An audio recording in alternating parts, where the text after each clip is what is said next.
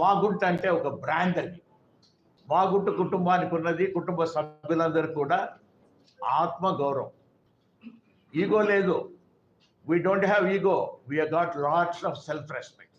అంటే అహం లేదు, ఆత్మగౌరవం ఎప్పుడు కూడా ఒక రెస్పెక్ట్ అనేది. రాబోయే ఎన్నికల్లో మాగుంట కుటుంబం ఒక నిర్ణయం కూడా తీసుకున్నది. మా వదినమ్మ గారు, పార్వతమ్మ గారి ఆశీస్సులతో కూడా మా తనయుడు అబ్బాయి మాగుంట రాఘవరెడ్డి గారిని నెక్స్ట్ ఎలక్షన్లో ఒంగోలు ఎంపీ కూడా పొట్టి చేయాలనేది ఒక నిర్ణయం కూడా తీసుకోవడం కూడా జరిగింది.